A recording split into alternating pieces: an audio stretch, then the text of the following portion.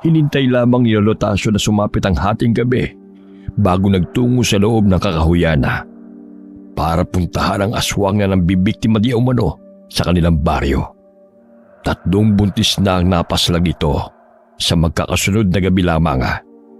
Nang marating ang kubo sa gitna ng kakahuyana, sinalubong siya ng katahimikan. Mahigpit niyang hinawakan ang buntot pagi habang pinapakiramdaman ang buong paligid.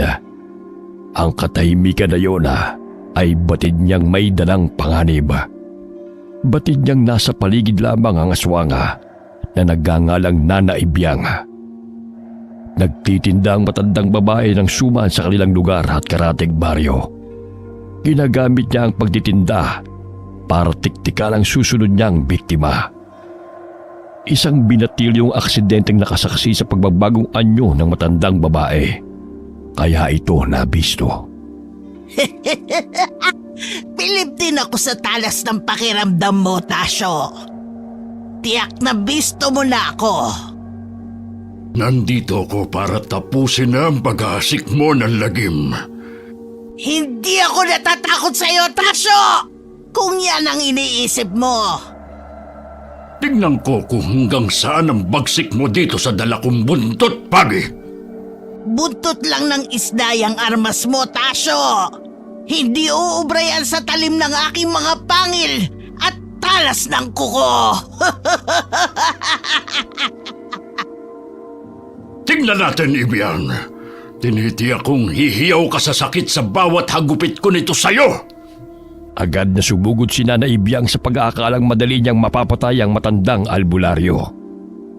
Nakaiwas naman si Tata Tasyo sa pagsugod nito, sabay hagupit ng kanyang latigo. Sa haba ng latigo'y naabot nito ang braso ni Nana Ibyang. Lalong nag-ulul sa galit ang matandang aswanga. Umangil ito ng malakas at muling sumugod. Pero sadyang mabilis kumilos si Tata Tasyo sa kabila ng edad nito. Sa pagkakataong yun ay sinabayan ni Tata Tasyo ng hagupit. Sa hita naman tinamaan si Nana Ibyang. Napasigaw sa sakit ang matandang babaeng aswanga. Ilang sandali pa, unti-unting nagbago ang anyo ni Nana Ibyang. Ang matandang babae ay isang uri ng aswang na kiwig na kayang mag-anyo ng iba't ibang uri ng hayop. Sa kabila ng paiba-ibang anyo ng kaharap, hindi man lamang kinabakasan ng takot si Tata Tasyo. Bagkus ay nagangalit pa na iwinasiwas ang hawak niya. Umaaringking naman sa sakit si Nana Ibyang sa bawat tama nito sa kanyang katawan. Hindi na nilubayan ni Tata Tasyo ng hagupit si Nana Ibyang hanggang unti-unti na itong manghina.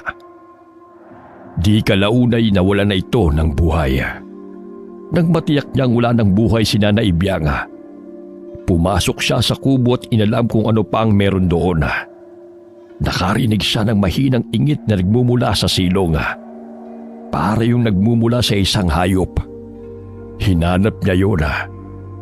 Nang makita niya'y hindi niya mawari kung anong klase itong nilalanga. Tila ito batang musmos na umiiyak. Magkagayon pa man, ay nagdesisyon si Tata Tasyo na iuwi ang kakaibang nilalang na yun na natagpuan niya sa silong ng kubo.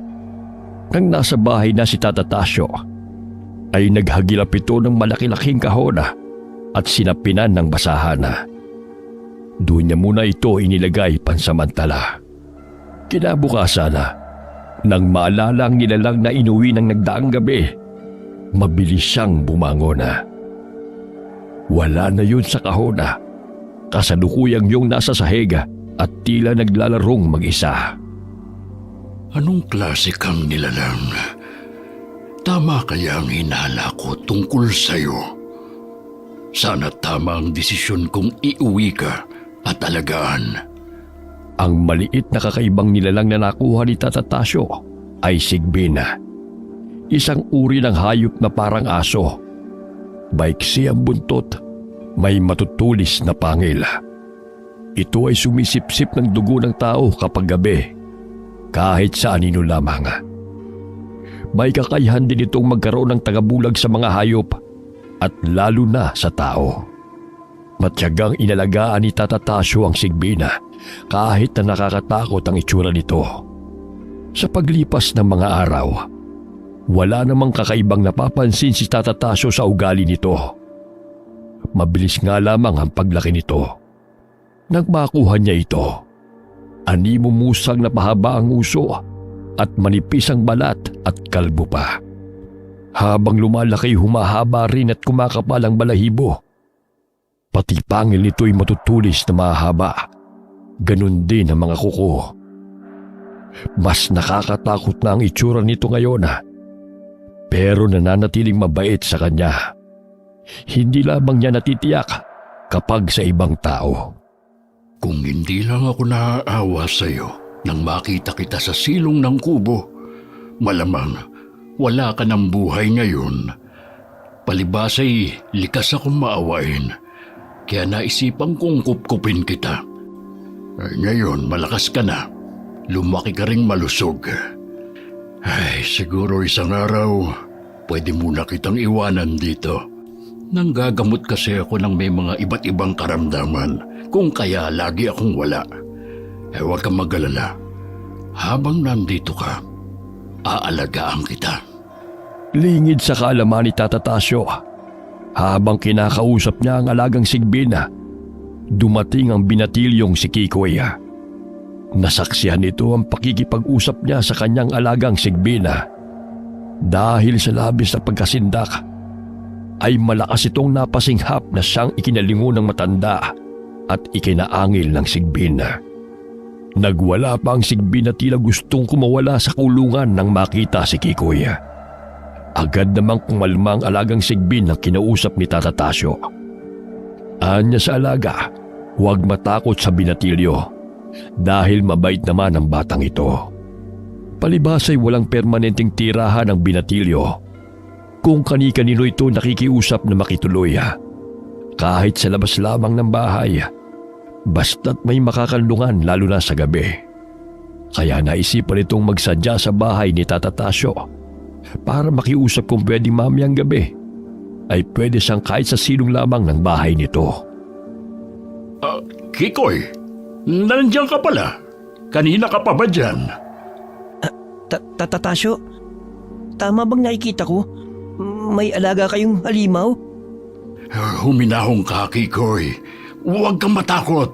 Mabalasik lang ang kanyang anyo pero mabait ang alaga kong Sigbin.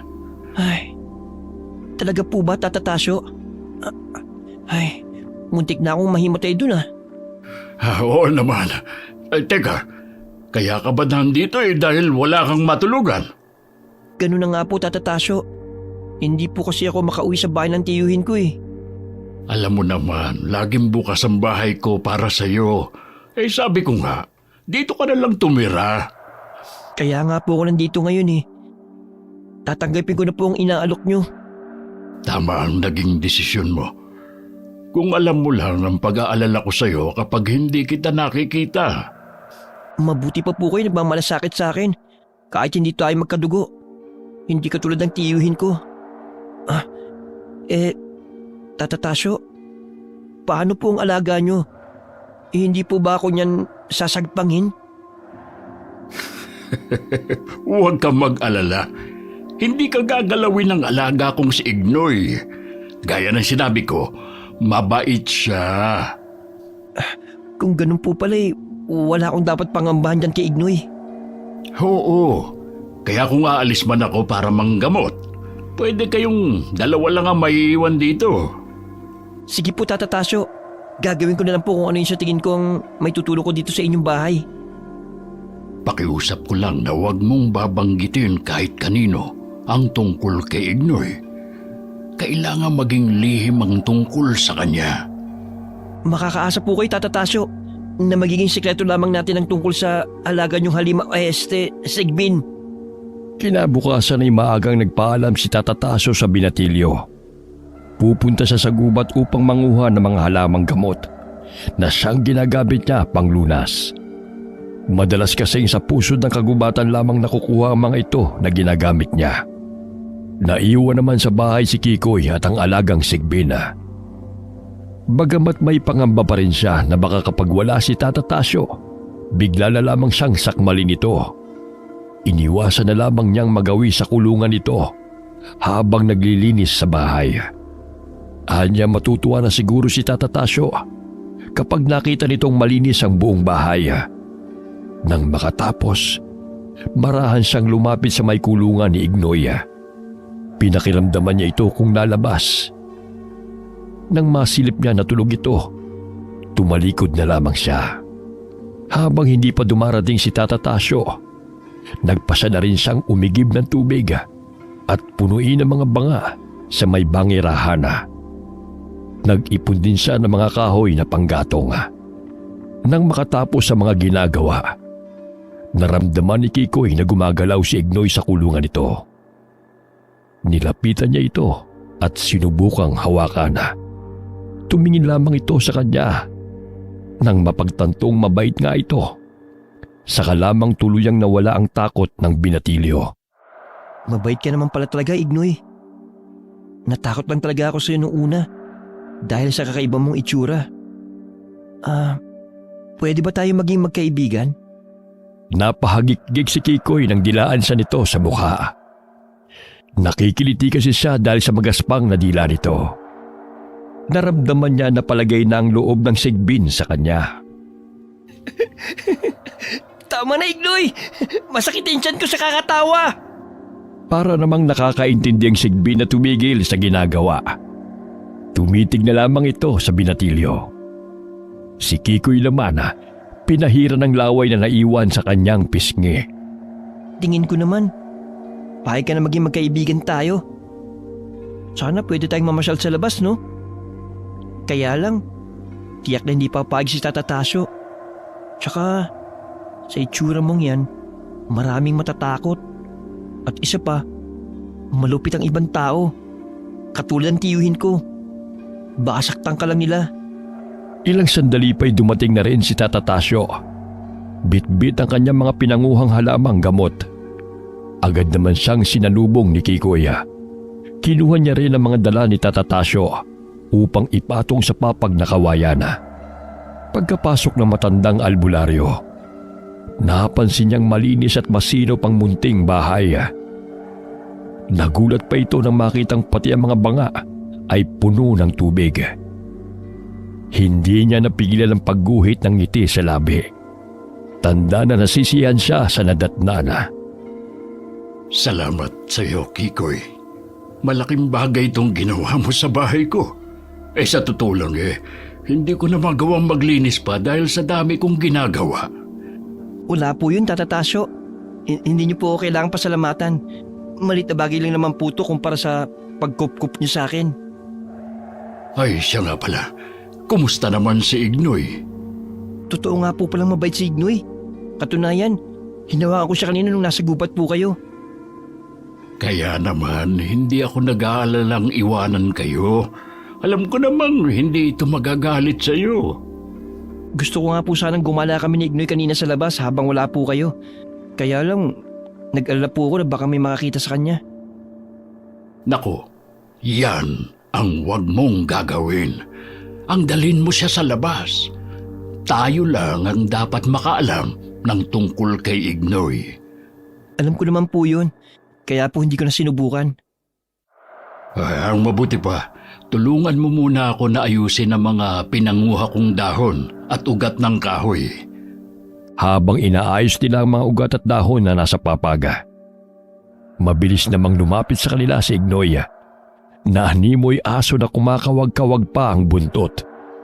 Naging panatag na ang kanilang kalooban sa ipinapakita ni Ignoy. Nang matapos na ang kanilang ginagawa, ay saka lamang nagpahinga si Tata Tasyo. Lumabas naman muna ng bahay si Kikoy upang maglinis naman ng bakuran. Maya-maya'y may dumating na tao. Hinahanap nito si Tata Tasyo. Nito may sakit daw ang anak. Muling pumasok ang binatilyo para tawagin ang albularyo. Tata Tasyo, may naghahanap po sa inyo sa labas. Bakit daw? Kung pwede daw po muna kayong sumama sa kanya. May sakit daw po ang anak niya. Sabihin mo maghintay sandali. Igagayak ko lang ang mga dadalhin kong gamot na kailangan kong gamitin. Opo, Tata Tasyo. Haalis muna ako, Kikoy. Pero kung may pupuntahan ka, huwag mong iiwanang bukas ang pinto ng bahay. Wala po akong pupuntahan ngayon. Hihintayin ko na lang na makabalik kayo. Nang hindi na matanaw ni Kikoy ang mga ito, ipinagpatuloy niya ang paglilinis. Abalang-abala siya sa ginagawa. Hindi niya namalayang nakalabas na pala ng pintuan ng bahay si Ignoy. Napansin naman kagad ito ng binatilyo. Agad niya itong nilapitan at ipinasok sa loob. Hindi ba't kabilin-bilinan ni Tata Tasyo na hindi ka dapat makita ng mga tao sa baryo? Sige. Hindi ko muna tatapusan ang ginagawa ko sa labas. Dito na muna ako sa tabi mo. Kumakawag naman na maigsi nitong buntot na tila naintindihan ang sinabi ni Kikoy. Nilaro niya muna si Ignoy. Animo aso naman itong tumatalon-talon pa. Masaya naman si Kikoy na may napaglilibangan siya habang sila lamang ni Ignoy ang nasa bahay. Bandang hapon na nang makabalik si Tata Tasyo. May dala naman itong pasalubong na tinapay kay Kikoy. Inabot naman niya ito at nagpasalamat.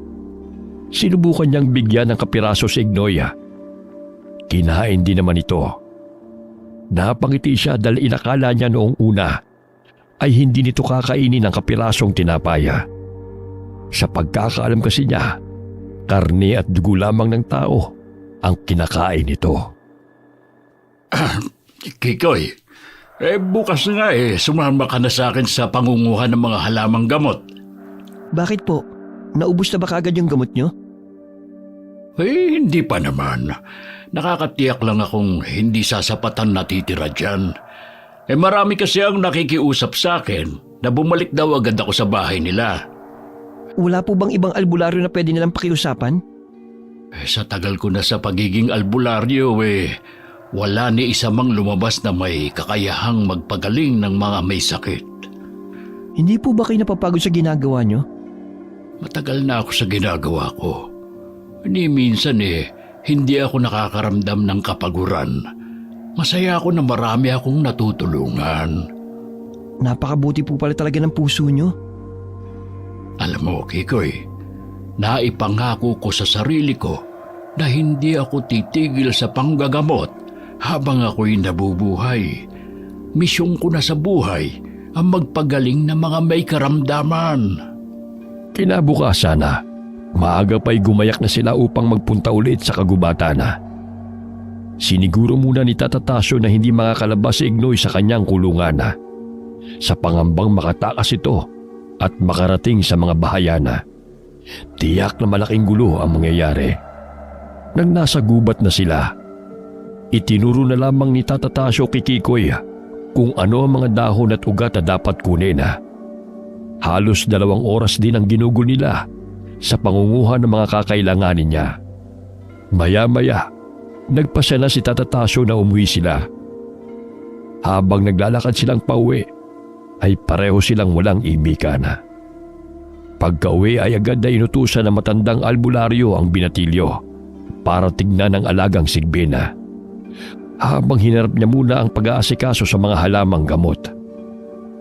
Kikoy, pakitignan mo nga muna si Ignoy kung anong ginagawa. Hanggang ngayon, hindi pa rin ako palagay kapag naiiwan siya mag-isa dito. Sige po. Mahimbing pong natutulog si Ignoy. Mabuti naman kung ganon.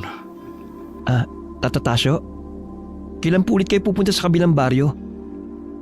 Hindi pa ako babalik agad.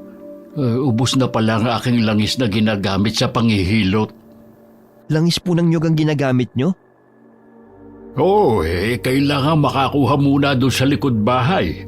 May mga hinog na akong nakita kamakailan. Ako na pong kukuha ng nyog para sa inyo. Ay, sige, iyo. 9 na piraso ang kunin mo. Agad namang tumalima si Kikoy. Si Tata Tasyo naman ay naghahanda na ng mga gagamitin. Kumuha rin siya ng siling labuyo na isinasama niya sa pagluluto ng langis. Hindi rin nagtagal. Dumating na rin si Kikoy dala ang mga nakuhang nyoga. Agad niya itong binalatana Kasunod na rin niya si Tata Tasyo. Tinulungan na rin siya nito sa kanyang ginagawa. Matapos ang mahabang proseso, ay nailuto na rin ito ni Tata Tasyo. Pinalamig niya muna ito, tsaka inilagay sa isang botelya. Kinabukasan, nakita siya ni Kikoy na naggagayak na ng mga dadalhin sa pagpunta sa kabilang baryo. Tata Tasyo, pupunta na ba kayo ngayon sa kabilang baryo? Oo, iyo. Ginagayak ko lang ang mga dadalhin ko at aalis na ako. Pwede po bang sumama ako sa inyo?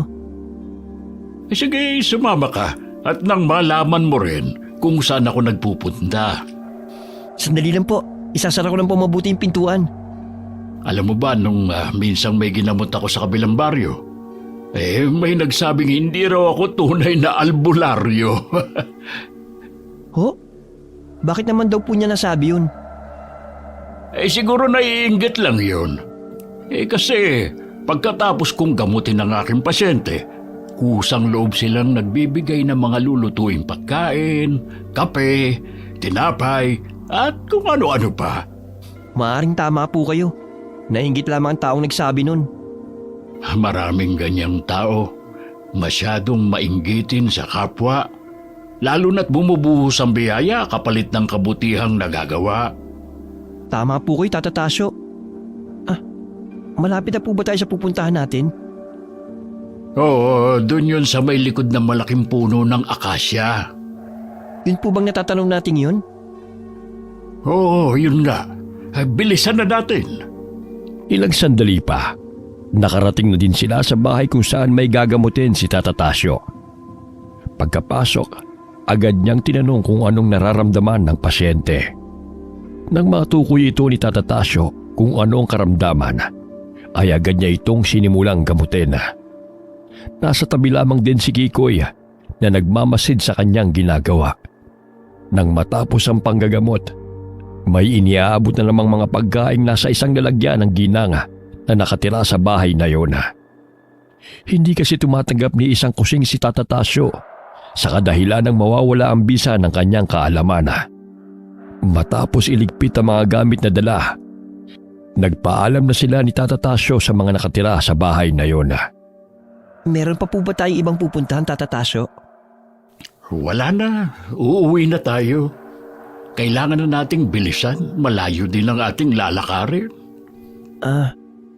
Tata Tasyo, pwede po bang turuan niyo ako ng mga ginagawa niyong pagpapagaling sa mga may sakit?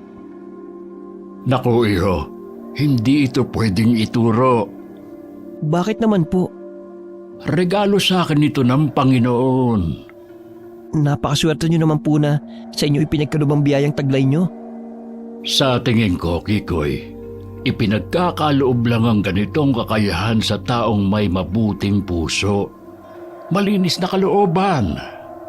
Nang makauwi na sina Tata Tasyo at Kikoy, animo tuta namang umuungol si Ignoy nang maramdamang dumating na sila. Sinilip lamang ito ni Tata Tasyo. Nang makita siya nito, ay tumahimik na at nahiga ulit.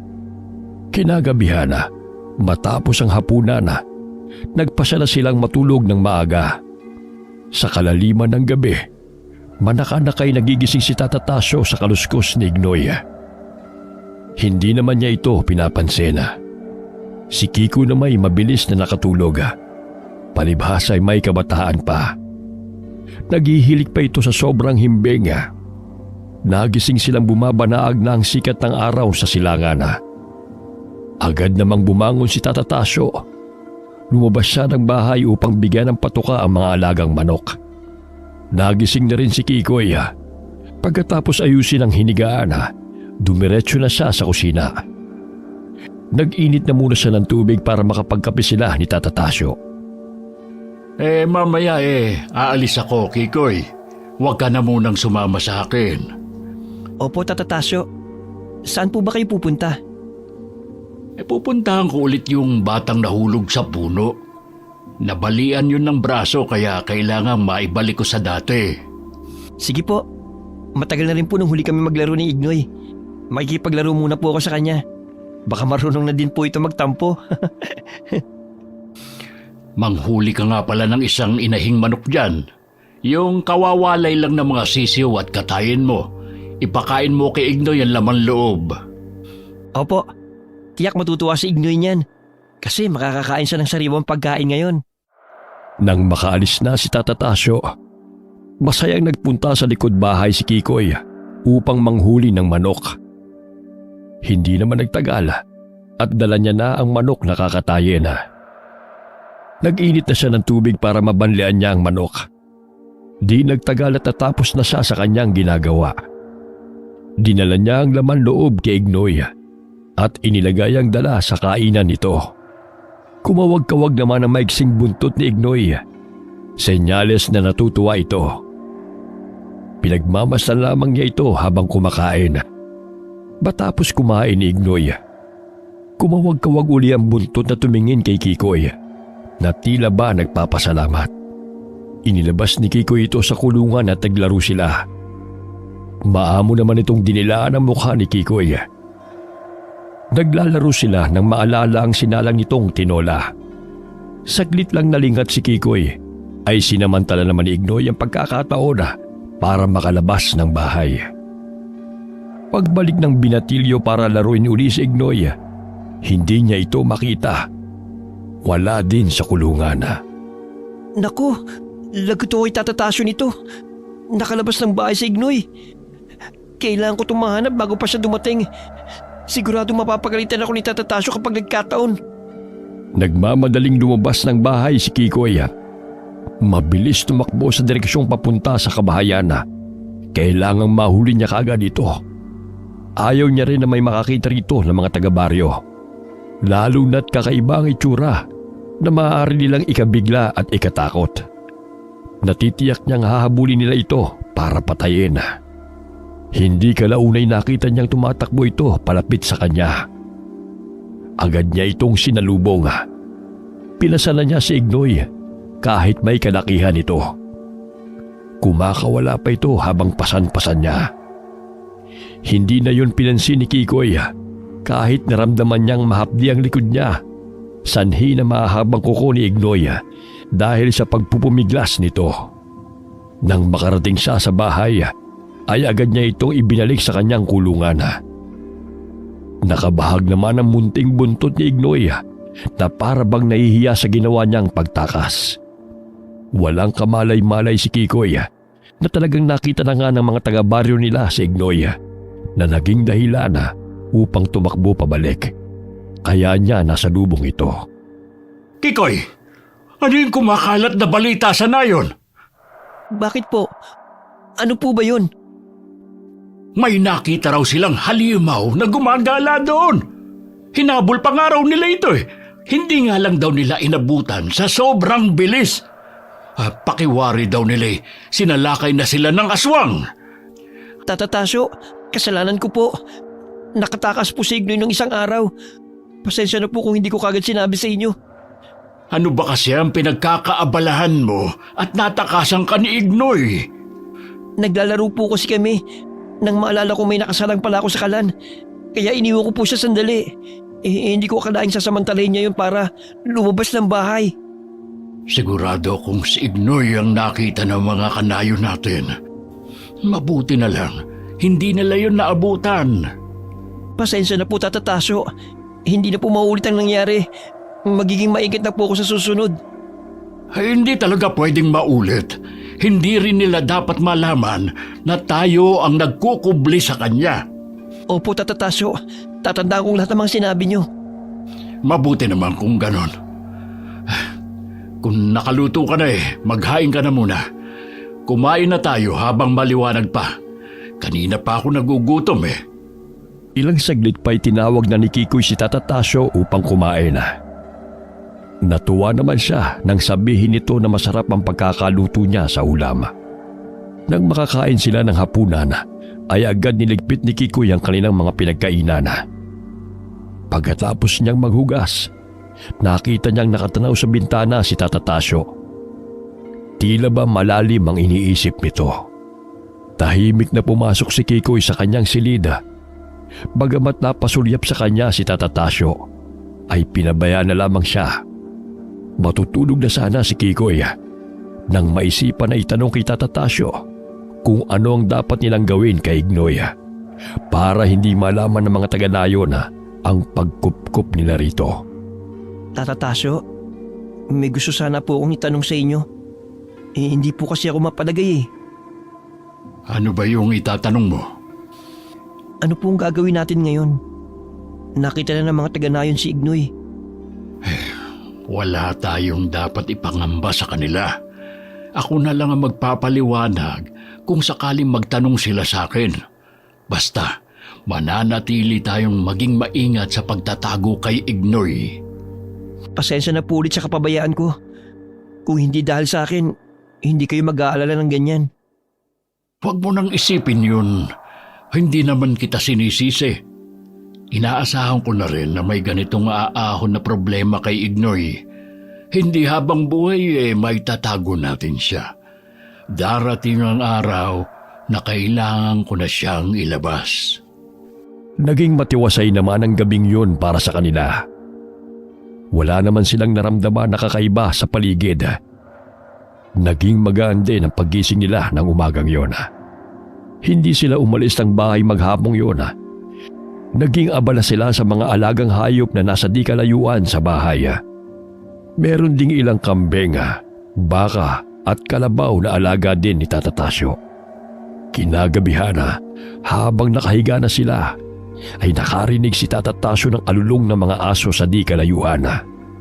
Dahil iba ang kutob niya, agad siyang bumalikwas ng bangon at saka ginising si Kikoy. Nahihintakutan namang lumapit si Kikoy kay Tata Tasyo. Alumpihit na si Tata Tasyo nang makarinig ng sigawan ng mga tao. Dinig na dinig nila ang sigawan ng mga tao. Agad na kinuha ng matandang albularyo ang kanyang buntot bagi na nakasabit sa dingding ng bahay. Mabilis siyang lumabas ng pintuan.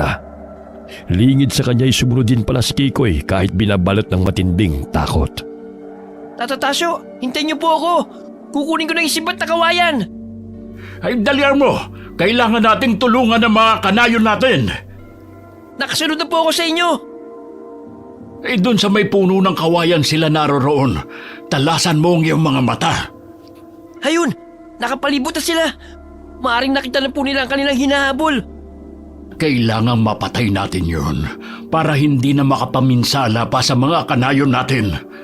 Tata Tasyo, ayun na yung aswang. Papunta na sa atin. Humanda ka! Sigbin pala ang aswang na sumalakay. Kauri ni Ignoy! Dinaluhong kaagad sila ng sigbin. Agad namang hinagupit ito ni Tata Tasyo ng kanyang dalang buntot pagi. Wala siyang tigil sa pagwasiwas. Umaringking ito sa sakit sa bawat dapo ng latigo sa kanyang katawan. Sinabayan din ito ng sibat ni Kikoy, ngunit nadaplisan lamang. Lalong nag-ulul sa galit ang sigbina. Talagang napakabagsik nito. Hindi na nito alintana ang mga sugat na sanhi ng latigo. Kinuha naman ulit ni Kikoy ang sibat at muling ipinukol dito. Tinamaan niya ito sa dibdib. Hindi na nila tinantanan ito hanggang sa unti-unting nanghina at namatay. Sakto namang dumating na ang mga humahabol. Patay na ng datna ng mga tao ang sigbina. Iisa ang mga sinabi nila. Yun ang halimaw na nakita nila. Nagpasalamat pa ang mga ito kay Tata Tasyo sa pagkakapatay sa halimaw at pagliligtas sa kanila. Mabuti na lang napatay natin ang aswang. Sa ngayon, ligtas na si Ignoy sa kanila. Wala nang maghihinala na meron pang isang sigbin sa lugar natin. Oo nga po. Mabuti pa, umuwi na tayo. Kailangan din nating magpahinga. Nakakatakot din po pala talagang makita nila si Ignoy. Hindi tayo nakakatiyak sa maaari nilang gawin. Kaya nga kailangan natin maging maingat kapag wala sa kulungan si Ignoy. Oo nga po. Tata Tasyo, pwede po bang pumunta sa gubat kapag nagliwanag na? Ano naman ang gagawin mo doon? Kukuha po ako ng panibagong kawayan para kung sakali hindi na pwede ang aking sibat, meron po ako magagamit ulit. Ay sasamahan na kita para akong pipili ng pinakamagandang puno. Dagdagan na din po natin ang ating kukunin para hindi sayang ang pagpunta natin doon. Bakit kailangang marami ang kunin natin? Ikaw lang naman ang may kailangan nito. Latigo naman ang ginagamit ko. Nais ko po kasing ibigay ang iba sa taga-nayon para kung may nangangailangan, meron na silang nakahanda. Sige. Ilang oras na lamang magliliwanag na. Hintay na lang natin. Sumisikat pa lamang ang araw sa silangan ay umalis na sina Tata Tasyo at Kikoy para manguha ng kawayang gagawing sibat.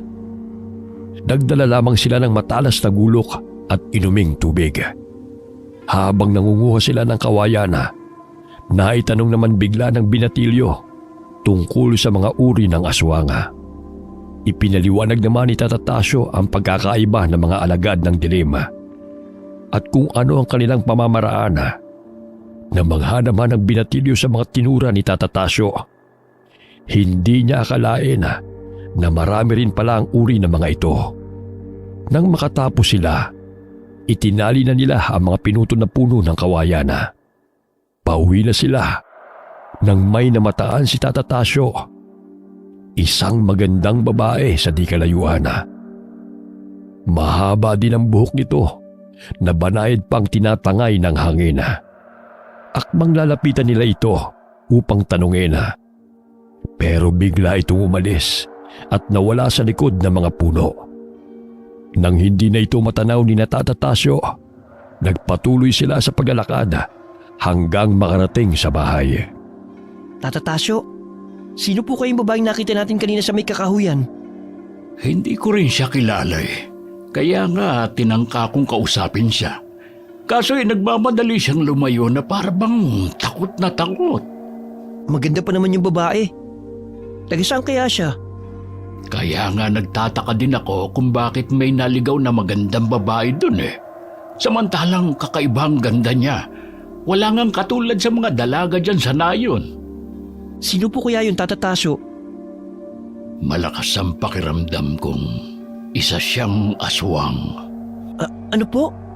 Sa ganda niyang yun? Aswang ang tingin niyo sa kanya? Isa itong magandang dalaga na may kakayahang magpalit ng anyo sa gabi. Ibong mandaragit ang tawag sa uri niya. Kung ganun, dapat palang maging alerto tayo lagi. Nakatitiyak akong nagmamanman yun ng mabibiktima. Kailangan po palang maabisuhan ng mga taga-nayon. Baka bigla na lang sumala kayo isang gabi. Ako na ang magbibigay ng babala sa kanila. Mamaya, pagdating natin, didiretso na ako sa nayon. Pagkababa ng mga pasangkawayan agad na ring lumakad si Tata Tasyo. Nararamdaman niya kasi na yun ang panahon ng paglabas ng mga alagad ng dilim. Malakas ang kutob na hindi lang yun ang unang beses na makakaharap nila ang mga ito. Si Kiko na may nilagyan ng tulis sa mga kawayang gagawing sibat. Sinigurado niyang matalim ang mga ito. Di nagtagala, nakatapos din siya sa kanyang ginagawa. Pumasok siya sa bahay. Sinilip niya si Ignoy na natutulog ng mga sandaling yun. Matagal-tagal din bago nakabalik si Tata Tasyo. Nadatnan niyang nagpapahinga sa may papag ang binatilyo. Agad naman itong bumangon at nagtanong sa kanyang lakad. Paghahandaan daw nila kung sakaling may sasalakay na alagad ng dilim sa lugar natin. Nagpasalamat din sa maaga kong pagbibigay ng babala. Ano po mabuti nating gawin, Tata Tasyo? Kailangan nating talasan ang ating pakiramdam, lalo na sa gabing natutulog na tayo. Oo nga po. Sabi niyo nga sa gabi sumasalakay ang ganung uri ng aswang. Medyo mahirap kalabanin yun dahil nga lumilipad siya. Madali namang malaman na paparating na yun dahil malakas ang pagaspas ng kanyang malalaking pakpak. Bakit po kaya sunod-sunod ang kanilang paglabas ngayon? Kapag malapit ng bumilog o sa mismong kabilugan ng buwan, padalas silang lumabas. Ang iba sa kanila ay galing pa sa ibang lugar. Dumadayo lang para mambiktima. Kung ganun po, hindi pala tayo pwede maging kampante. Napansin ko nga po sa silangan na malapit na ang pagbilog ng buwan. Nakita ko nga din yun. Kaya hindi ako tumitigil sa pagpapaalala sa mga kanayon na magdoble ingat. Lalo na sa mga buntis. Bilib po talaga ako sa inyo, Tata Tasyo. Magaling na nga kayong albularyo, magaling pang mamaslang ng mga aswang. Masyado talagang malaki ang bilib mo sa akin. Napakatalas din po ng pakiramdam nyo. Alam nyo rin kung saan ang kahinaan ng kalaban. Ngumiti lang si Tata Tasyo sa mga papuri sa kanya ng binatilyo. Matuloy na lumipas sa mga araw. Ramdam na ni Tata Tasyo na sa pagsapit ng gabi ay lalabas ulit ang mahiwagang babae na nakita niya nung nakaraang araw. Batid niya na maghahanap ito na mabibiktima. Pagsapit ng gabi, pinaalalahanan niya si Kikoy na maghanda. Sinabihan niya ito na huwag muna siyang matutulog. Kailangan nilang pumunta sa nayon para magmasid. Hindi lingid kay Tata Tasyo ang magiging pakay sa pag-atake ng babae. May buntis sa nayon at tiyak niyang yun ang magiging punteriya ng aswanga. Habang naglalakad bitbit ang kanilang mga armas, namata nilang may ilang kalalakihang nagkukwentuhan sa di kalayuan. Agad nilang nilapitan ang mga yun at sinabihan na kailangan nilang maghanda sa gabing yun. Inutusan din ni Tata Tasyo ang isang binatilyo na abisuhan din ang iba pang kalalakihan. Nag-utos din siya na puntahan ang bahay ng babaeng buntis at balaan itong mag-ingat. Dumiretso na si Kikoy kasama ang mga kalalakihan sa lugar na tinutukoy ni Tata Tasyo. Dala-dala nila ang pinatulis na kawayan. Naiwan naman ang matandang albularyo kasama ang ilana. Mga kasama, maghiwa-hiwalay muna tayo ng pwesto. Tiyakin lang ninyong hindi kayo makikita ng aatake kung sino man yon. Tata Tasyo, dito lang ako sa tabi nyo. Aalalayan ko na lang kayo. Mabuti pa nga na maprotektahan din kita. Tahimik na at maliwanag na ang sikat ng buwan. Baka dumating ang hinihintay natin, Tata Tasyo. Oo nga, basta may pumapagaspas na, tiyak na yun na ang hinihintay natin. Nadidinig ko na po, Tata Tasyo. Humanda ka, iho. Sa mismong bubong ng kubo kung saan doon ang buntis, dumapo ang malaking ibong mandaragit. Kahit nakahanda na sila sa pag-atake, ay may nabigla pa din sa aswanga. Nang makabawi sa kabiglaan, sinibat ito ng mga kalalakihang naroon.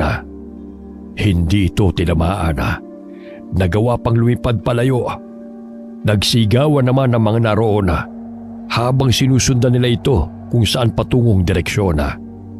Alam ni Tata Tasyo na hindi ganong kadaling patayin ito, lalo't nakakalipad.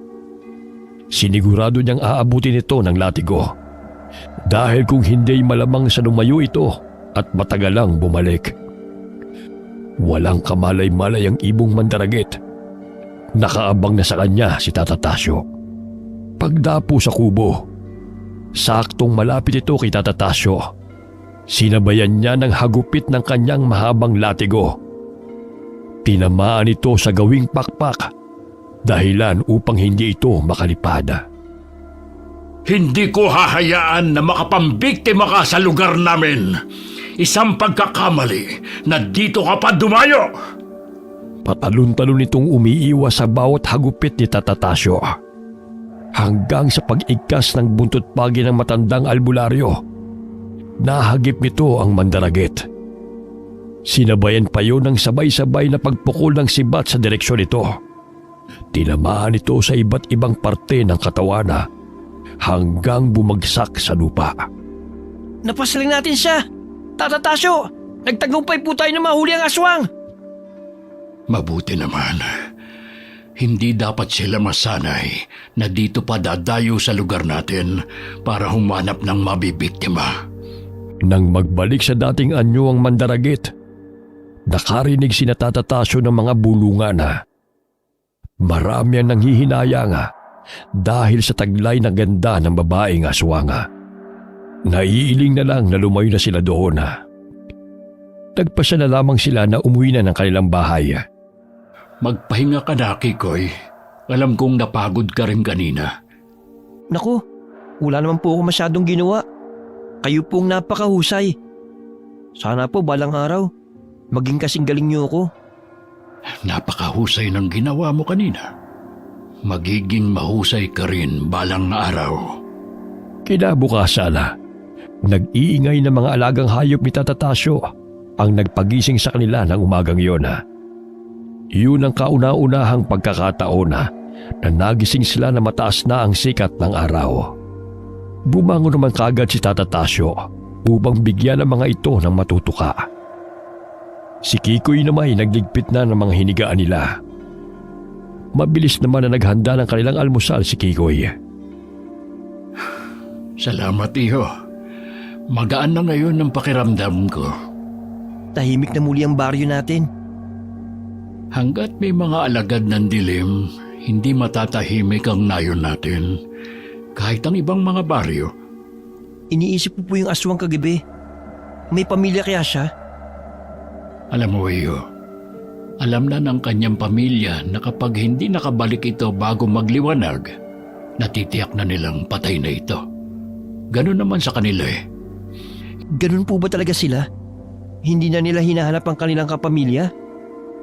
Inaalam din nila pero hindi para ipagluksa pa. Ganun po ba? Oo.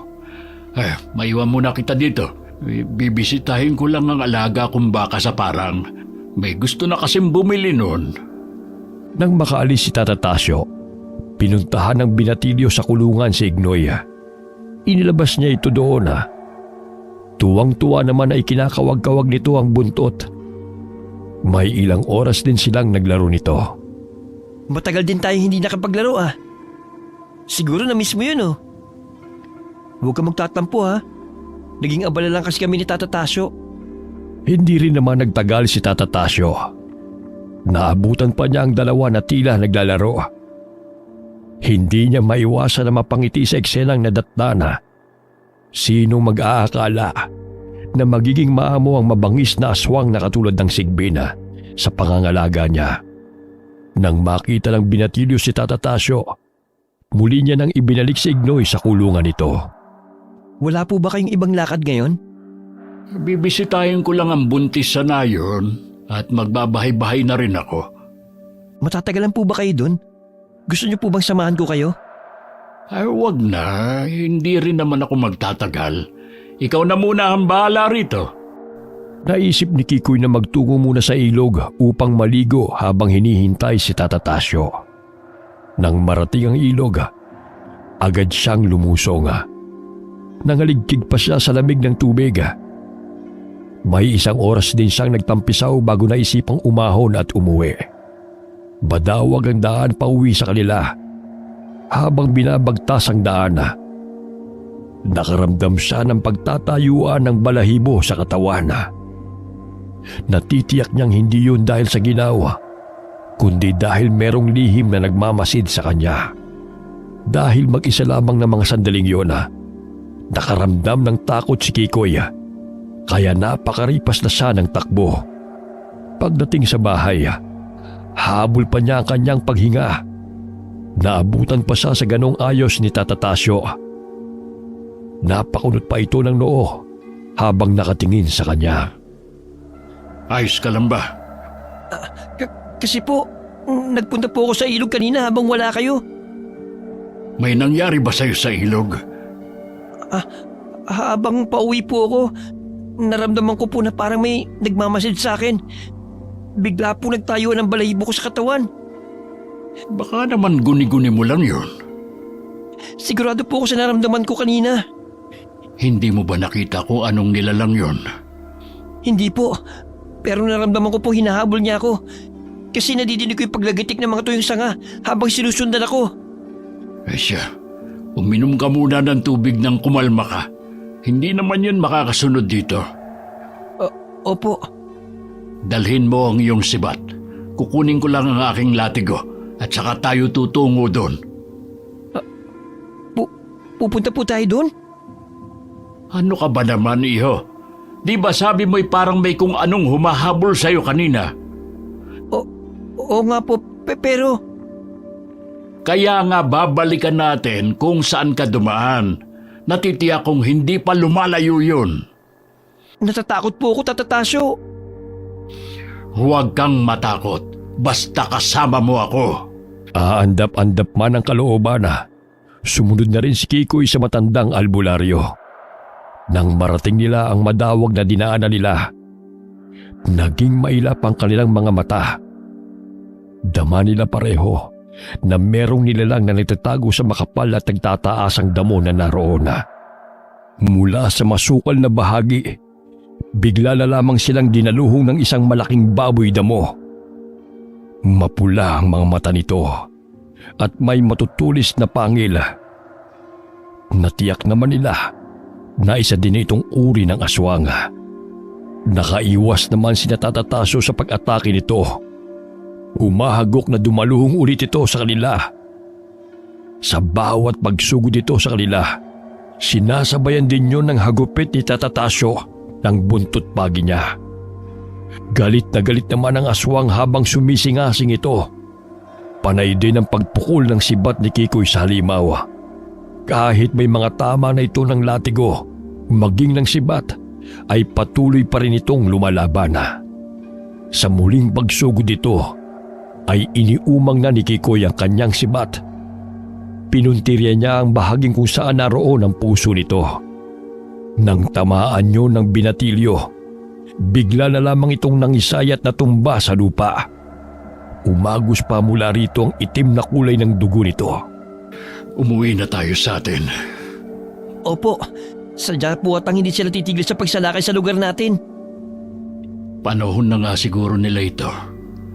Ang mabuti pa, tulungan mo kung ibaon sa lupa ang katawan ng baboy damo na ito.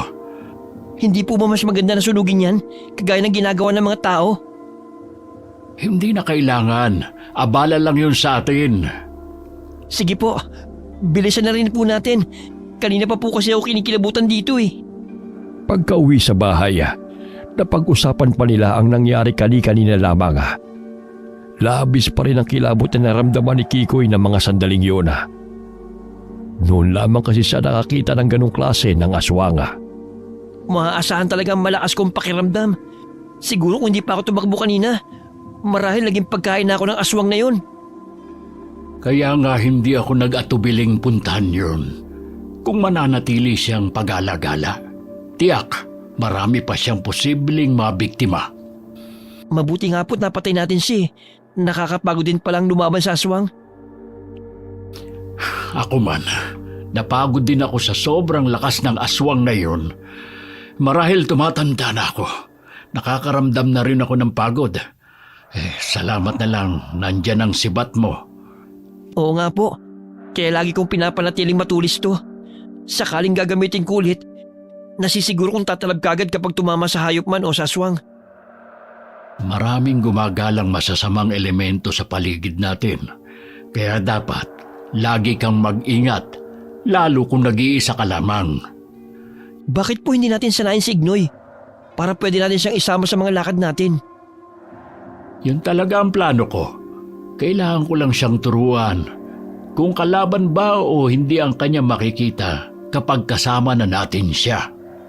Kailangan lang po siguro may tali siya para hindi makatakas at mapagkamalang aswang ng mga taga-nayon. Ay, aswang nga pala siya. Madali naman siyang turuan. May orasyon akong gagamitin para madali siyang pasunurin. Pumasok si Tata Tasyo upang hanapin ang itinagong tanikalang pangleeg. Nang makita niya, agad niya yung isinukat sa leeg ni Ignoy. Sumakto naman kaya inilabas niya ito ng bahay para sanayin. Habang tinuturuan ni Tata Tasyo si Ignoy, ay matyaga namang nanonood si Kikoy. Sakali mang sila lang dalawa ang magkasama, pwede niya rin itong utusan. Nang matapos ang ginawang pagtuturo, ay pumasok na sila sa bahay. Nanatiling pag-alagalan naman si Ignoy sa loob ng bahay. Pwede na po ba nating isama si Ignoy kapag nagpunta tayo sa nayon, Tata Tasyo? Hindi pa. Kailangang ulitin ko pa ng ilang beses ang pagtuturo sa kanya para matandaan niyang lahat ang mga tinuturo ko sa kanya. Pwede ko rin ba siyang utusan kung kami lang po ang magkasama? Oo naman. Alam niyang tayong tatlo lang ang magkakasama dito sa bahay. Mabuti naman po kung ganun. Hindi na ako mangangamba kapag pumunta ako sa isang lugar kung kasama ko siya. Pinaplano ko na ngang isama si Ignoy kapag meron uli akong magiging pasyente. Hindi pa nga lang sa ngayon. Hahayaan na lang po ba natin siyang malaya sa loob ng bahay ngayon? Hindi naman. Kailangan pa rin natin siyang ilagay sa kulungan. Mahirap nang malingat tayo. Ay baka lumabas yan nang di natin namamalayan. Pumunta siya sa nayon at mapatay ng mga tao doon. Siya nga po pala. Nung isang araw na umalis kayo, may nakita akong aso na parang nauulol. Bakit mo naman nasabing nauulol yung aso? Kasi po, nakabagang buntot niya. Tumutulo pa ang malapot niyang laway. Tumakbo nga po siya palapit sa akin eh. Mabuti lang nakakita ko sa puno ng bayabas. Nako, delikado nga kung makakagat yon. Nakakamatay din ang kagat ng asong ulol. Kung magkaganon po pala, dapat din natin mapatay yun. Mahirap na makadisgrasya pa kapag nakakagat ng tao. Puntahan natin yung bayabasan na kinakitaan mo ng asong ulol. Isama na rin natin si Ignoy para makita natin kung paano siya lumaban. Umalis na nga sila nakasama sa Ignoya. Habang daan na, inaamoy-amoy ni Ignoy ang mga dahon sa kanilang dinaraanan. Palinga-linga din ito na para bang may hinahanap. Dala din ni Tata Tasyo ang kanyang buntot pagi.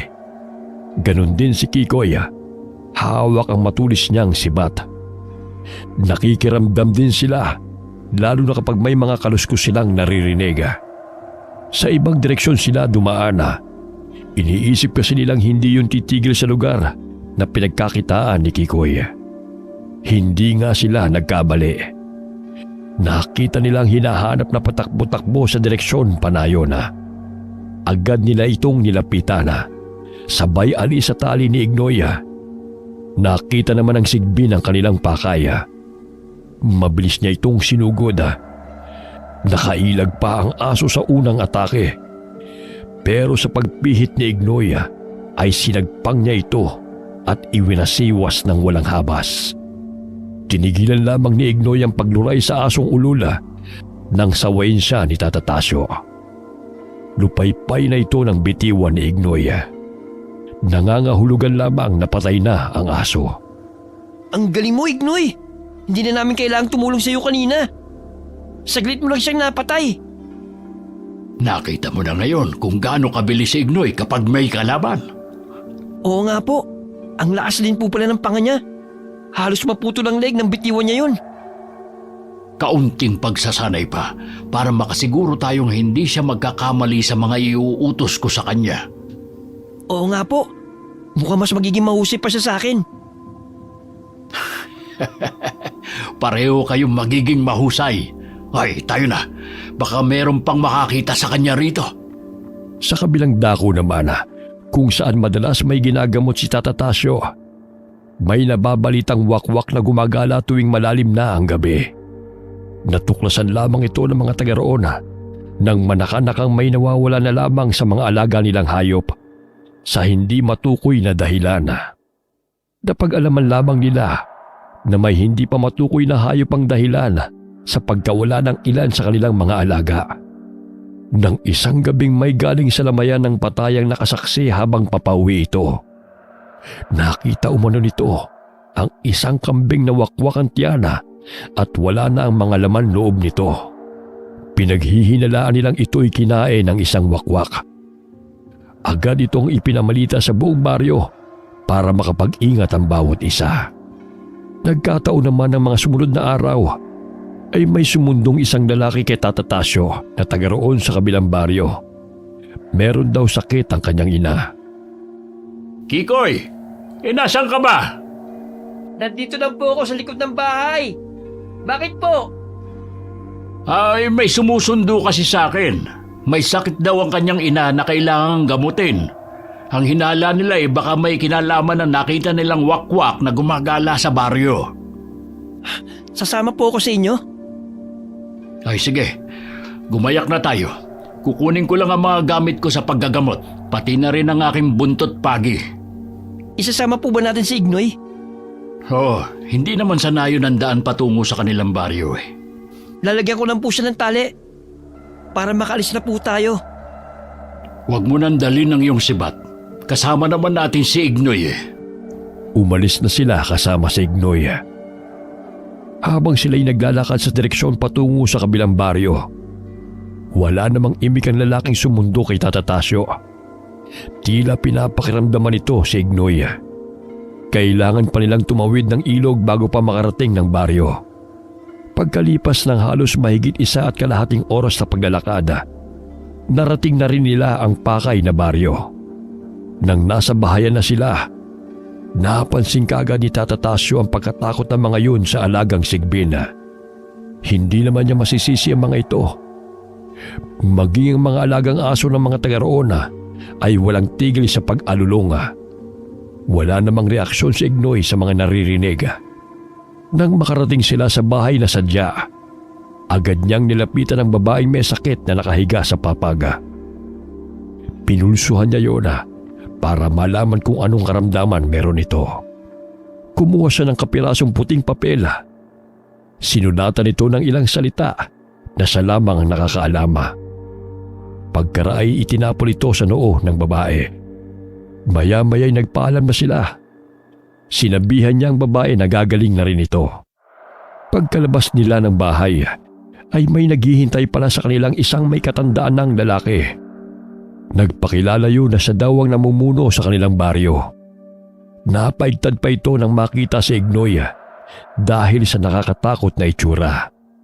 Sinaway naman ito ni Tata Tasyo at bigla namang tumahimik.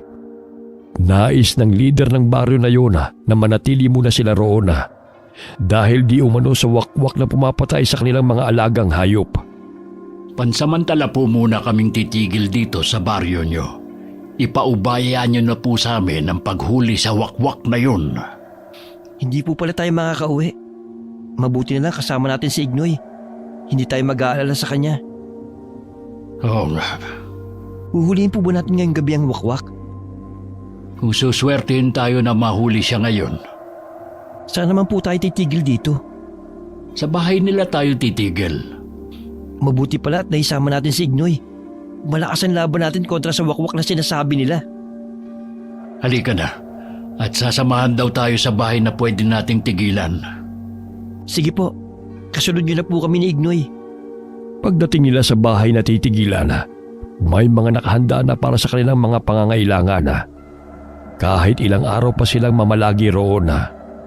Kinahapunan ay muli silang pinuntahan ng matanda at sinabi sa kanilang mamayang gabi magsisimula na silang magpatrolya sa buong barangay.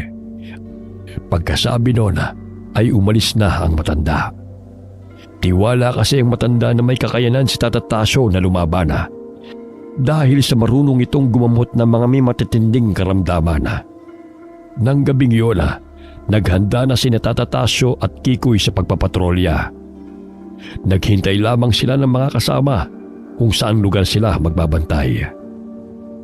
Humanda na kayo. Kanina pa po kami nakahanda ni Ignoy. Sumunod na lang tayo kung saan siya papunta. Tata Tasyo, bakit parang ay humakbang ni Ignoy? Hinihila ko na po siya eh.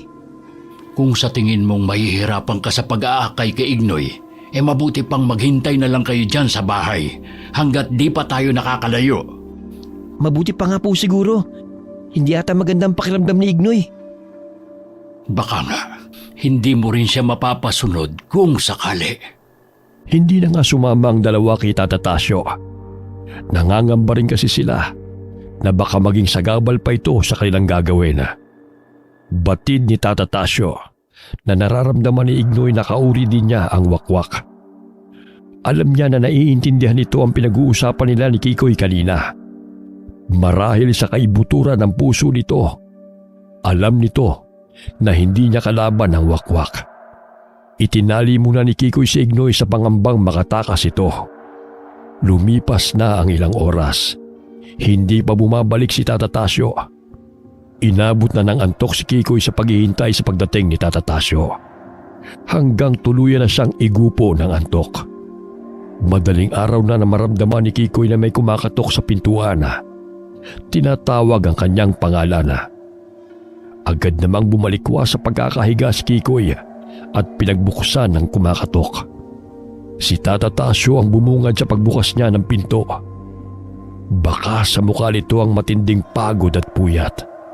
Sinabi nito kay Kikoy na kinabukasan na sila magkwentuhan kung anong nangyari sa kanilang pagpapatrolya. Gusto na di umano nito ang makapagpahinga muna. Kinaumagahan, naunang nagising si Kikoy. Mataas na ang sikat ng araw nang magising si Tata Tasyo. Napasarap ako ng tulog Mukhang napapadalas ang pagising ko ng tanghali. Alam ko naman pong pagod at puyat kayo ng nagdaang gabi. Kaya ayos lang po na matanghali kayo ng gising. Ay, gumayak na tayo, Kikoy. Sa daan na lang tayo magkwentuhan sa mga nangyari kagabi. Opo, kukunin ko lang po si Ignoy sa pinagtalian ko. Alam mo ba, Kikoy? Hindi ko akalain na matagal na palang namiminsala sa kanilang mga alagang hayop ang wakwak na yun. Kung wala po palang sumundo sa inyo para magpagamot, maaaring marami pa mabiktima ang aswang na yun. Oo nga. Kaya ang laki ng pasasalamat sa akin ng mga taga-baryo. Lahat halos sila natatakot. Baka daw pati sila gawin ng pagkain ng wakwak na yun. Mabuti na nga lang po nandiyan kayo palagi. Oo nga. Natagalan nga lang bago ko siya napatay. Ayaw nga nila sumugod nung makita lang nila na nakalugmok na, saka lang sila nagsilapitan. Diretso na po ba tayo ng uwi? Oo. Maghihintay na lang ako uli kung sino pang magpapatawag sa akin. Sige po, para makapagpahinga naman tayo. Nang makarating sa bahay, ikinulong na muna ni Kikoy si Ignoy.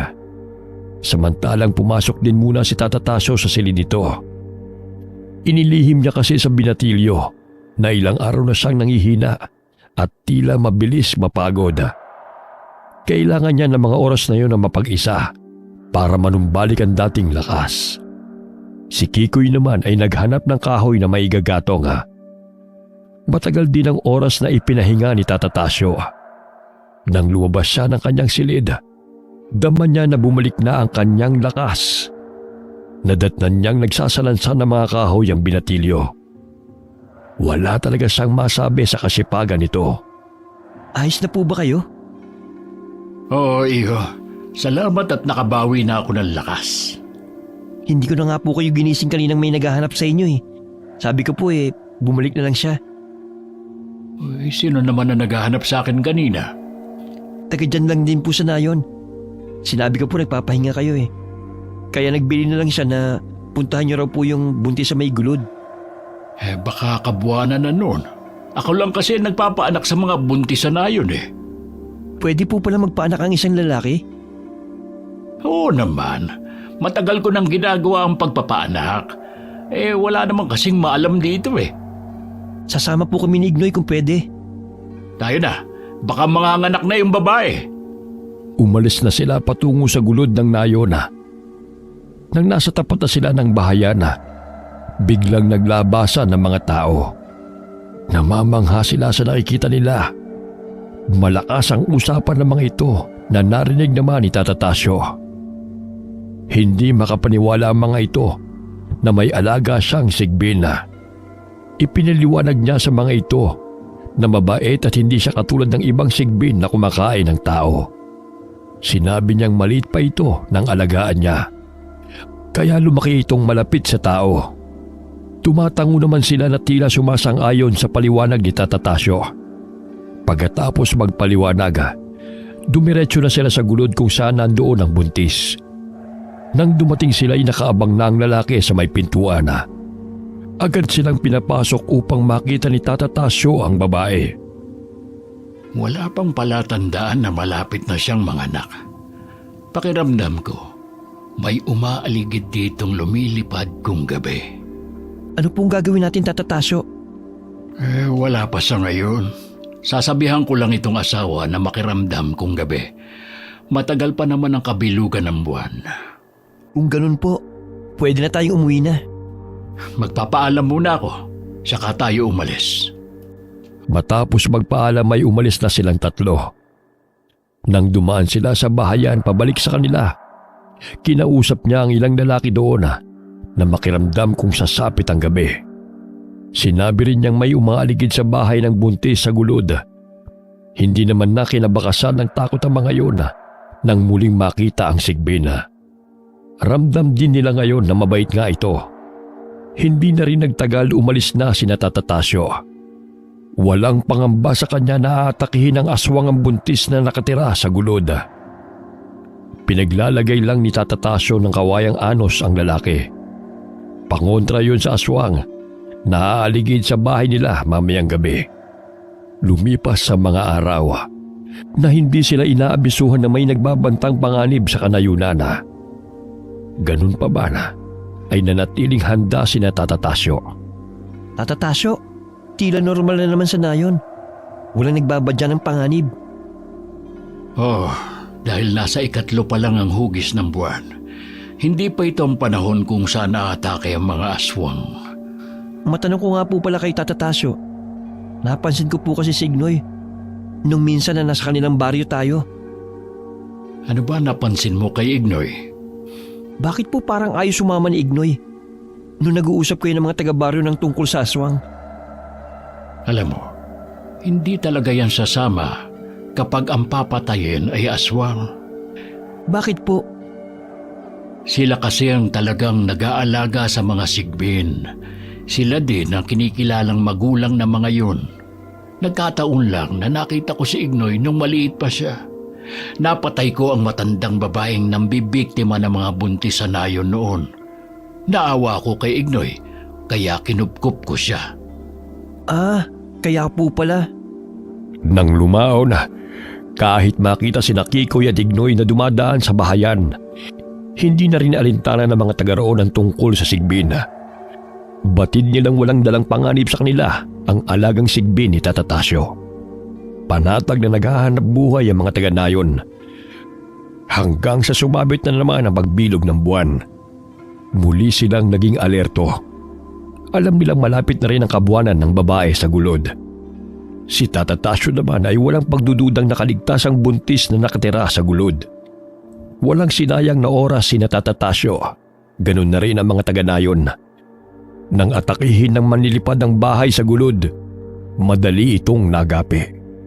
Alam kasi nila na kapag si Tata Tasyo ang humarap dito, ay nakasisiguro silang hindi yun makakaligtas. Madali namang nakarao sa panganganak ang babae sa gulod. Nagpatuloy ang normal na buhay ng mga taga-nayon. Hindi na sila nangangamba na baka isang araw may magtatangka na namang gumambala sa tahimik nilang pamumuhay. Sina Tata Tasyo naman ay namuhay ng tahimik kasama si Ignoy. Paminsan-minsan nagagawi sila sa nayon at nakikipagkumustahan sa mga taga roon. Patuloy pa rin sa pangagamot si Tata Tasyo.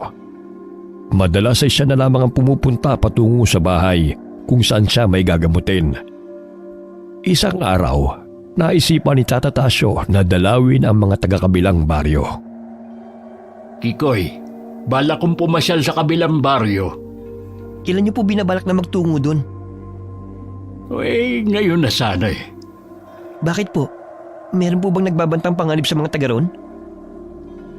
Wala naman. Gusto ko lang makibalita kung ano na ang sitwasyon ng pamumuhay nila doon ngayon. Sasama po kami ni Ignoy sa inyo. Ay sige, para may kasama naman ako sa paglalakad. Umalis na sila kasama si Ignoy. Habang danay kumakanta pa si Kikoy, habang nakasunod naman si Ignoy, na tila ba walang pakialam sa himig ng kanta ni Kikoy. Napapangiti naman si Tata Tasyo kapag nadidinig na wala sa tono ang boses ni Kikoy. Masaya silang naglalakad.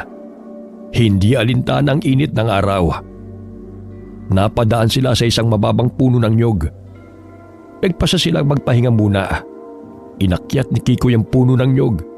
Kumuha siya ng buko upang maibsan ang kanilang uhaw. Hindi nagtagal na tanaw na nila ang bahayan sa baryo. Nang malapit na sila sa bahay ng pinakapuno ng barangay, bumati naman sa kanila ang mga taong nadaanan nila. Ngiti lamang ang kanilang bating ganti sa mga yona. Natuwa naman ang matanda sa pagbisita nila. Malugod silang inasikaso ng may bahay ng matanda. Nagagalak naman sina Tata Tasyo sa ipinapakitang kagandahang loob ng mag-asawa. Matapos ang kwentuhan, masaya silang nagpaalaman. Bago umalis, inimbita pa sila ng mag-asawa na bumalik sa piyesta roon. Nakangiting kumakaway papalayo sina Tata Tasyo. Nangako naman siyang babalik sa takdang araw na sinabi ng matanda. Napakabuti niyo po talaga, Tata Tasyo. Uy, bakit mo naman nasabi yan? Nakita ko po kung paano kayo harapin ng mga taga-baryo. At lalo na nung nasa bahay tayo ng pinakapinuno nila. Tandaan mo, iyo, na sa bawat paggawa mo ng mabuti sa kapwa, kabutihan din ang ibabalik nila sa iyo. Napakarami po ng mga taong natutuwa sa inyo. Hindi dahil sa manggagamot kayo, kung hindi dahil sa kababaang loob nyo. Ay, tama ng pambobola mo sa akin, Kikoy. Alam ko po yun, Tata Tasyo. Mula nang kupkupin niyo ako kasama ni Ignoy, bagamat nauna siya sa akin, ramdam ko kung gaano kayo kabuti, na kahit ang tulad ni Ignoy na kinatatakutan ng marami ay inyong inaruga hanggang sa lumaking mabait sa tao. Ang tanging mahihiling ko lang sa Panginoon ay bigyan pa niya ako ng sapat na lakas ng pangangatawan, mahabang buhay, upang patuloy pa akong makapaglingkod sa mga nangangailangan, magpapagamot man o sa pakikipaglaban sa mga kampon ng kadiliman. Napansin nila na para bang napakatagal ng kanilang paglalakad pabalik sa kanilang layon. Naisip ni Tata Tasyo na dahil na rin sa napakaganda ng kanilang kwentuhan. Nang marating nila ang bahay, masaya silang pumasok sa kanilang silid. Hindi na ikinulong ni Kikoy si Ignoy. Tiwala na siyang hindi na ito tatakas. Kinabukasan, halos sabay silang bumangon. Maaga silang gumayak para pumunta sa kagubatan. Maniniba kasi sila ng mga saging at mangunguha na rin ng mga balinghoy. Sa dami noon ay naisip nilang ipamigay ang iba dahil hindi rin naman nila kayang maubos kagad ang lahat ng iyon. Pasan pa nila ang mahigit pa sa kalahati ng kanilang napanguha para ipamigay sa mga taga-nayon. Hindi magkamayaw sa tuwang bawat maabutan nila ng saging at balinghoy. Lahat sila'y nakangiti sa ipinapakitang kabaitan ni Tata Tasyo. Nang maubos sa mga dala nila ay umuwi na sila. Makalipas ang ilang linggo, naalala ni Tata Tasyo ang pag-iimbita sa kanila ng matanda sa kabilang barangay. Ipagdiriwang kasi nito ang kaarawan, kasabay ng piyesta sa kanila. Kikoy, naalala mo pa ba nang imbitahan tayo ng matanda sa kabilang baryo? Hindi ko na po maalala kung kailan yun eh. Pero natatandaan ko sinabi niya maglilitsyon daw sila bilang handa sa kanyang kaarawan. Bukas na yun, Kikoy. Nahihiya lang akong tumanggi sa paanyaya ng matanda. Alam ko kasing tumatanaw siya ng malaking utang na loob sa mga naitulong natin sa kanilang baryo, na nagkaroon na mapayapang pamumuhay ang kanilang baryo. Kung ganun po pala, makakatkim din ako sa wakas ng litsyong baka at baboy. Oo, Kikoy. Kaya maaga tayong matutulog mamaya. Maaga din tayong aalis upang makapaligo muna tayo sa ilog na ating daraanan patawid sa kabilang baryo. Kung ganun po maaga ako matutulog mamaya para sigurado magigising ako bukas ng maaga. Halos hindi makatulog si Kikoy ng gabing yon. Iniisip niya ang masarap na kainan na kanilang pupuntahan ni Tata Tasyo kinabukasan. Bagamat malaking handaan yon, ay hindi kakamakasan ng pananabik si Tata Tasyo. Palibhas ay hindi siya nasanay na karne ang kinakain, kundi isda lamang at gulay. Kinabukasan, maagang gumayak ang dalawa. Sa dinaanan nilang ilog, naligo muna sila. Ayon kasi sa kasabihan ng mga matatanda, ang ilog daw na yun ay sagrado. Nililinis di umano nito ang katawang lupa, maging ang mga karamdaman na hindi kayang pagalingin ng gamot. Dahil kahit kayang magpagaling ni Tata Tasyo, hindi niya kayang pagalingin ang sarili niya. May isang oras din silang naglunoy sa ilog na yun bago nagbihis. Pagkatapos, agad na silang tumuloy sa kanilang pupuntahan. Dumating silang abala ang mga bisita ng matanda. Masasayang nagsasalo-salo sa masarap na pagkain na kahain sa mahabang lamesa. Dahil alam ng matanda na darating sila, masaya itong lumapit sa kanila. Niyaya na silang kumain. Bukod tanging para sa kanilang tatlo lamang inilaan ang isang maliit na lamesa na may 3 upuan. Puno ito ng masasarap na pagkaing inihanda para sa kanila. Hindi magkamayaw ang maraming bisita ng matanda. Matapos ang masarap na kainan, ay hindi na nagtagal sina Tata Tasyo. Nagpaalam na sila at nagpasalamat din sa napakagandang ipinakita sa kanilang kagandahang loob ng matanda. Umalis sina Tata Tasyo habang may ngiti sa labi. Si Kikoy naman ay masaya rin habang bitbit ang ilang supot ng pagkain na ipinadala sa kanila. Tata Tasyo, napakasarap ng mga pagkain hinanda sa atin ng matanda.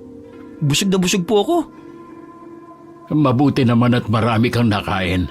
Pansin ko rin na panay ang bigay mo ng karne kay Ignoy. Talagang espesyal din mo yung para kay Ignoy dahil hindi nila ito niluto. Oo nga, ang swerte rin ni Ignoy ay bilisan na natin ang paglalakad.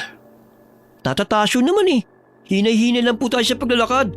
Hindi pa po bumababa sa tiyan ko yung kinain ko Baka hindi po ako matunawan. Ikaw naman kasi, na makita mo ang mga pagkaing nasa hapag, parang gusto mo nang ubusin lahat. Hindi pa man nila nararating ang kanilang bahay, biglang humilab ang tiyan ni Kikoy. Sinabi niya kay Tata Tasyo na maghintay sandali dahil tinatawag siya ng kalikasan. Nagmamadali siyang tumakbo sa masukal na bahagi ng damuhan. Natatawa naman si Tata Tasyo sa nangyari sa binatilyo dahil sa kasibaan nito kaya sumakit ang tiyan. Hindi naman nagtagal, lumabas na si Kikoy sa kasukalan habang hawak pa rin ang tiyan. Kahit ang binatilyo natatawa na rin sa nangyari sa kanya. Alam mo ba, iyo? Sa tinagal-tagal ng panggagamot ko, ngayon ko lang naramdaman kung gaano pahalagahan ng mga tao ang aking naitutulong sa kanila. Kahit hindi niyo pa po sabihin sa akin, nakikita ko po yun. Nakakataba naman po talaga ng puso kapag mabuti ang pakita sa inyo. Pakatandaan mo, iyo. Huwag mong iisipin ang makalamang sa iyong kapwa. Pilitin mong lagi kang makagawa ng mabuti sa mga tao kahit hindi mo sila kaano-ano. Lahat kasi ng kabutihang magagawa mo para sa lahat, may mabuting balik sa iyo. Huwag ka ring umasa na sa bawat kabutihang ginawa mo sa iba ay maghihintay ka ng kapalit. Hayaan mong ang Panginoon ang magbalik sa iyo. Tatandaan ko po lahat ng sinabi niyo, Tata Tasyo. Nagpatuloy sa mga gawain nito si Tata Tasyo. Kung saan-saan pa siya nakarating para puksain ang mga aswang na gumagambala sa tahimik na pamumuhay ng mga tao. Si Kikoy naman ay sinundan ng yapak ng matandang albularyo. Kasama si Ignoy, tumulong din siya sa mga taong nangangailangan. Wakas.